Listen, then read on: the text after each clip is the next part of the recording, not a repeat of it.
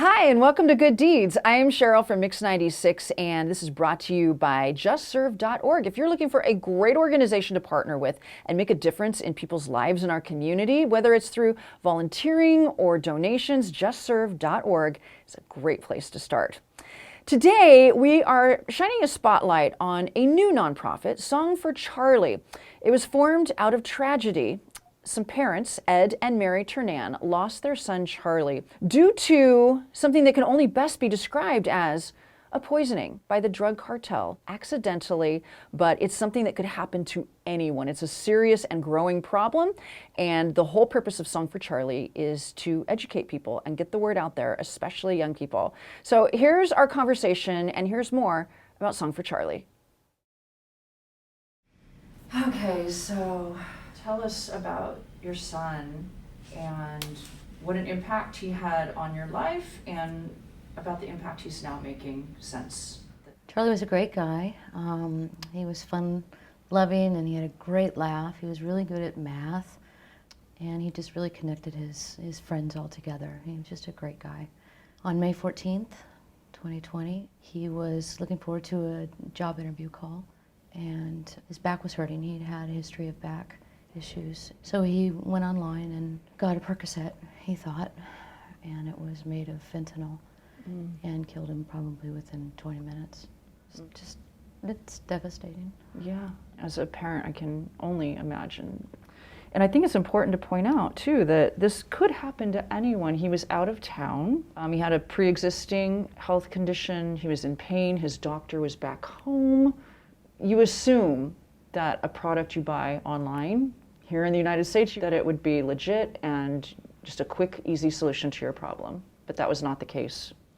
We learned that pretty quickly, unfortunately, that these counterfeit prescription pills made of fentanyl have flooded the market to the point where, you know, if you don't get a pill from your doctor, young people have to assume that it's not real. Their starting point has to be that any Xanax or Percocet or Vicodin or Oxy, anything like that that they get online or that are being passed around at a party. But if they don't come from a legitimate medical source, you have to assume they're fake, and they're made of fentanyl. And fentanyl kills in very, very small doses, and since they're counterfeit pills, they're not made in a lab, there's no quality control. So from one pill to the next, the dosage is uneven. And you know, a lot of kids like Charlie get what the police call a hot pill, and it only takes one. And you would never know by looking at it because these are made to trick you into thinking they're the real thing. These pills are designed to deceive. They are deliberately pressed using stamps or dyes in a pill press that are stolen, and they mimic the look of legitimate brands. There are pills out there marked M on one side and 30 on the other, and those are pretty much all fake. That's kind of a generic 30 milligram marking for an Oxy or a Percocet, and dealers and drug trafficking organizations like that one because it's kind of generic. They can pass it off as a number of different name drugs, but there's also a lot of counterfeit Xanax. And it really, like so many things, comes down to money because fentanyl is synthetic, it's cheap to produce, and that's why they're flooding the market. Absolutely. The Mexican cartels got involved, and as the US government tightened down on drug diversion, it created this market for the counterfeit pills. And that's been happening since, started about 2013, but really picked up here on the West Coast, especially in about 2016-17. I must say, I'm impressed with your determination to bring something good out of an unthinkable tragedy. Tell me about Song for Charlie, the nonprofit organization that you started to not only honor his memory, but to help prevent this from happening to other parents and other kids. Well, and that's the key. We thought, well, that we just want to share this education so that no parents have to go through what we've gone through. And we want to really get to the educators and the kids, more importantly, and the parents.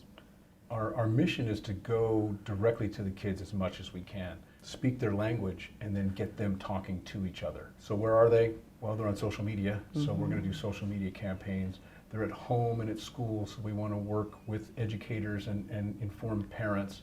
And speaking their language, well, we're producing short explainer videos, informative videos to get the word out to the kids that these fake pills are everywhere. A death from a fentanyl cannot be an overdose. An overdose means you take too much of something.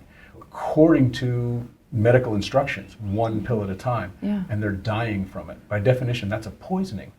And it seems like a minor thing, but we think it's a distinction with a difference, and it does have repercussions for the way society views this, law enforcement, the courts are all going to perceive this problem going forward. So we think it's really important to update the language to address the new problem. Absolutely. Folks can find out more about your story and the work that you're doing, songforcharlie.org. What are some other ways that the community can support you, and how can we best help your efforts? Spreading the word. I mean, learning about this and teaching their family members. Exactly. It's about awareness, and our message is that young people didn't create this problem, but they need to own the solution. And they can do that by taking care of one another, protecting their friends. Don't let this happen to anyone in their friend group. And our call to arms is no random pills. That's how people can help, really, is just amplify that message as much as possible. Thank you so much for taking the time to sit down and educate us. And thank you for the work that you're doing. It's very important work. Thank you. Thank you very Thanks much. very much.